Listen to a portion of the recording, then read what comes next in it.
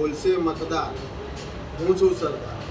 ચરોતરની ભૂમિ ઉપર અને એમાં આજે કરમસદની અંદર ત્રણેય પક્ષ અને પાર્ટીના મતદારો, તમામ સમાજના મતદારો આજે ભેગા થઈ અને સરદાર માટે જે આ હકલ કરે છે એ ગુજરાત અને દેશ માટે એક પ્રેરણા સ્ત્રોત બની રહેશે. કારણ કે પક્ષ અને પાર્ટીના નેતાઓ પોતાના સ્વાર્થ માટે પોતાના પક્ષ અને પાર્ટીના જે એજન્ડા ચલાવે છે, પરંતુ નીચેના જે તમામ મતદારો છે એ એક જ વાત વિચારી રહ્યા છે, જેનું ઉદાહરણ રજૂ કર્યું. અને આગામી આ જિલ્લાની જે બોડી છે એ હવે અલ્પેશભાઈ રજૂ કરે. જય સરદાર. પહેલા ગુજરાતમાં અને હવે મધ્યપ્રદેશમાં ભારત રત્ન શ્રી સરદાર સાહેબનું અપમાન થયું એ ખૂબ જ દુઃખદ અને નિંદનીય બાબત છે. એટલે હવે બોલશે મતદાર, હું છું સરદાર, એ જે આપણે આ કાર્યક્રમના ભાગરૂપે ભેગા થયા છીએ એની અંદર સૌથી પહેલાં હું બ્રીફ કરી દઉં. મારું નામ અખિલેશ અમીન છે. હું અખંડ ભારતના શિલ્પી અને લોહ પુરુષ એવા સરદાર વલ્લભભાઈ પટેલના ગામ કરમસદનો રહેવાસી છું. અને વિશ્વના સૌથી મોટા સ્ટેડિયમ ઉપર ફરીથી સન્માનભેર સરદાર વલ્લભભાઈ પટેલનું નામ લખાય એ નામ સાથે શરૂ થયેલ આંદોલન સરદાર સન્માન સંકલ્પ આંદોલન સમિતિનો અધ્યક્ષ છું. આ સમિતિના કેટલાક પ્રશ્નો સાથે આજની આ પ્રેસ વાર્તા શરૂ કરીએ છીએ. જો આ દેશમાં ચૂંટાયેલ કોઈ પણ વ્યક્તિ પોતાની જાતે ને જાતે આ દેશની ધરોહર અને ઇમારતો ઉપર પોતાનું નામ લખાય એ માટે અગાઉથી નામ લખેલું હોય એને ભૂસી શકે છે, મિટાવી શકે છે કે ઉતારી શકે છે, એ આ પહેલો પ્રશ્ન છે.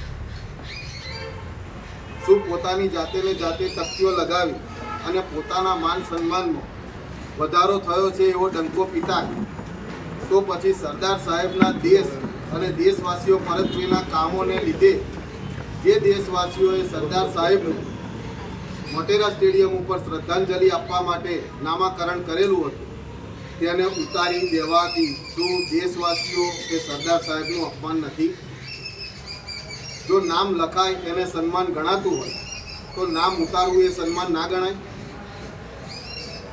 બીજો પ્રશ્ન છે કે શું ભારત દેશના સ્વાતંત્ર્ય સેનાનીઓ અને દેશના શહીદ વીર જવાનોના અપમાનના ભોગે પણ કોઈ પણ વ્યક્તિની આવી અનૈતિક ઈચ્છાઓ સંતોષાવી જોઈએ? શું હું ચૂંટાઈ ગયો એટલે મારું નામ લખાવવું જોઈએ ભલે બીજાનું અપમાન થાય?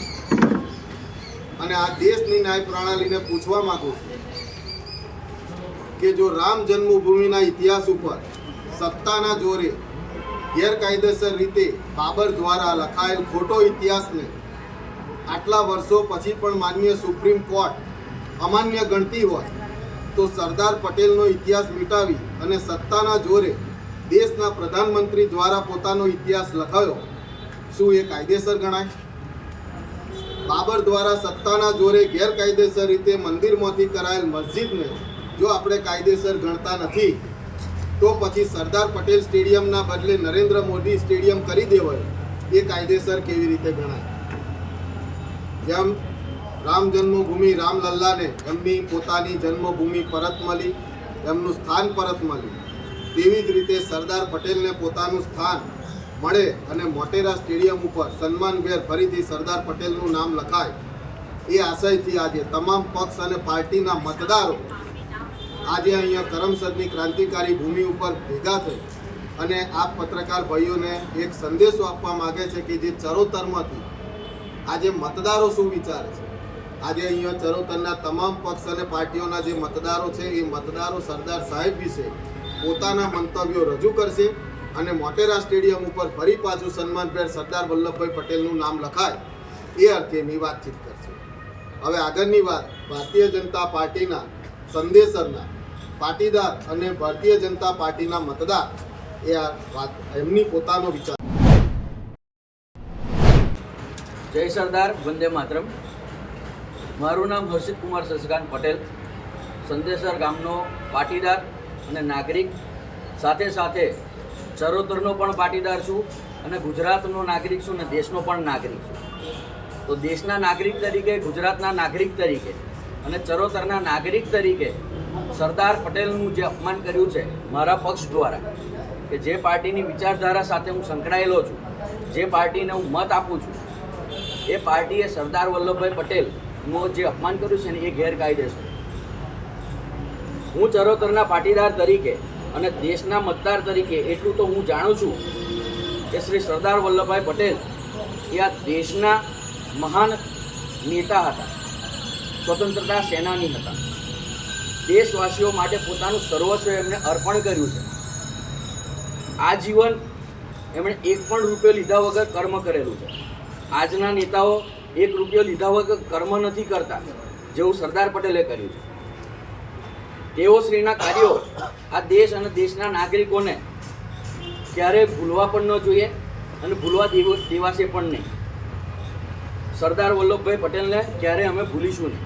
અમારા હૃદયમાં સ્થાન આપેલું છે તો આપેલું જ છે.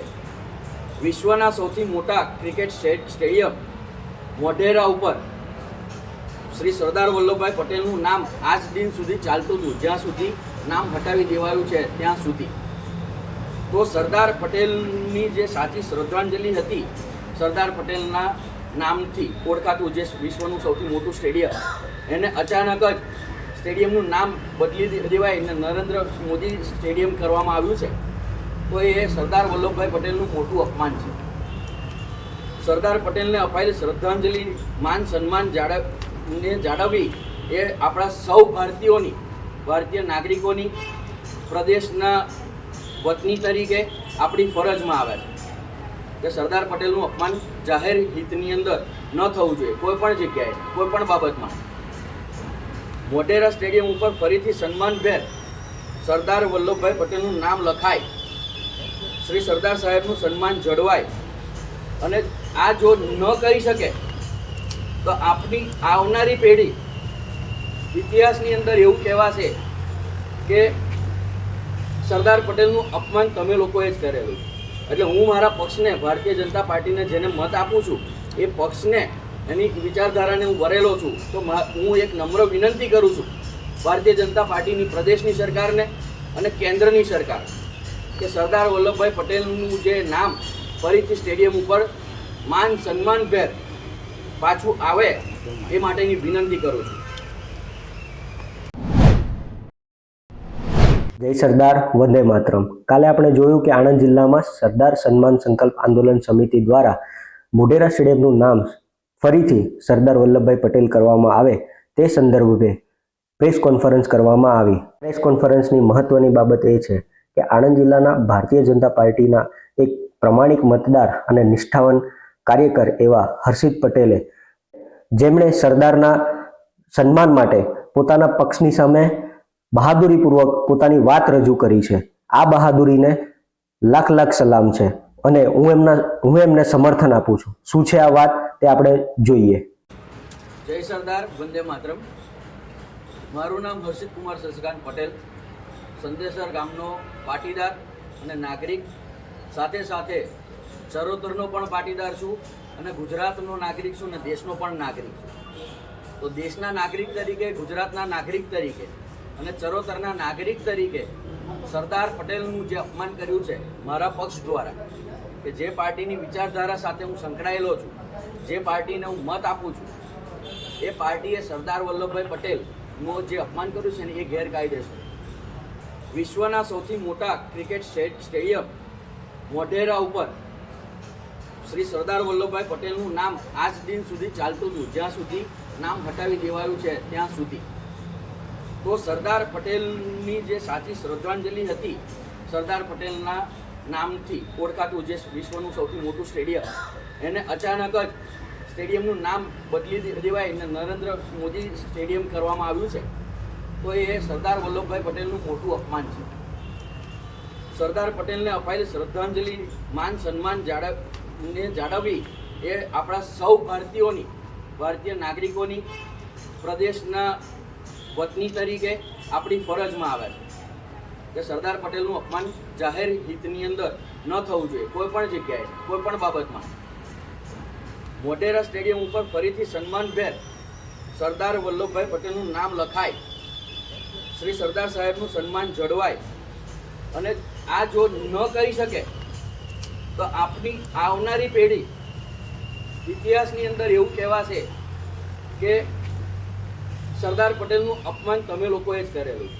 એટલે હું મારા પક્ષને, ભારતીય જનતા પાર્ટીને જેને મત આપું છું એ પક્ષને, એની વિચારધારાને હું ભરેલો છું. તો હું એક નમ્ર વિનંતી કરું છું ભારતીય જનતા પાર્ટીની પ્રદેશની સરકારને અને કેન્દ્રની સરકાર કે સરદાર વલ્લભભાઈ પટેલનું જે નામ ફરીથી સ્ટેડિયમ ઉપર માન સન્માનભેર પાછું આવે એ માટેની વિનંતી કરું છું. જય સરદાર, વંદે માતરમ. આજના આ સમયમાં જે નેતાઓ સરદાર વલ્લભભાઈ પટેલનું નામ આગળ કરીને પોતાની સત્તા ઉપર બેઠા છે તેમને એક અપીલ કરું છું કે વિશ્વના સૌથી મોટું સ્ટેડિયમ મોઢેરા સ્ટેડિયમ પર સરદાર વલ્લભભાઈ પટેલનું નામ સન્માનભેર સ્થાપિત કરાવીએ અને તેમને એક સાચી શ્રદ્ધાંજલિ અપાવીએ. જય સરદાર, જય.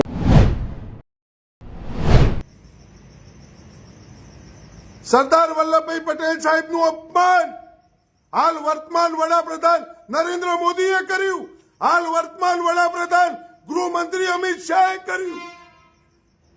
તમારે બોલવાની તાકાત નહીં.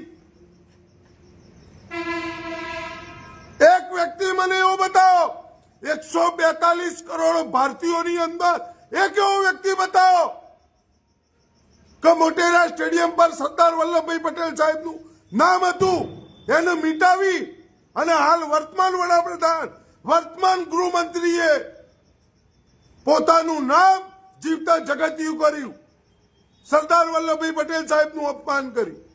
આ બોલવામાં તમારો તાકાત નહીં, હિંમત નહીં, દમ નહીં. સરદારના નામે પાટીદાર સમાજનો સંગઠન ચાલે, સરદારના નામે પાટીદાર સમાજની અંદર ઘણી સંસ્થાઓ ચાલે. એમને બોલવાની તાકાત નહીં, હિંમત નહીં.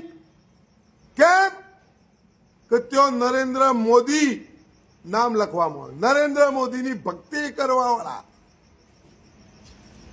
નરેન્દ્ર મોદીની ભક્તિની અંદર ચકનાચૂર રહેવાવાળા પાટીદાર સમાજના લોકોના હું એમના ઉપર કયા શબ્દોથી એ લોકોને કહેવું, મારા પાસે શબ્દો જ નહીં. સરદારનું નામ સન્માનભેર પાછું લડાવવા માટે લડો.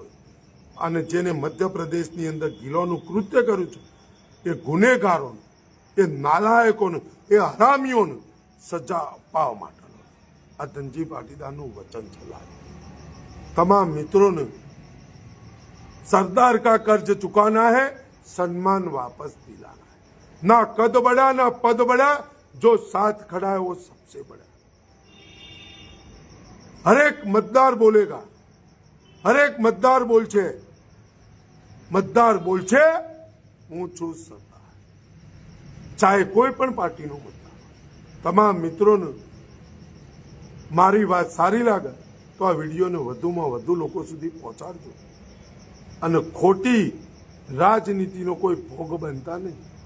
જે સાચી રાજનીતિ, એ સાચી વાત, એના માટે લડજો. નમસ્કાર, જય સરદાર.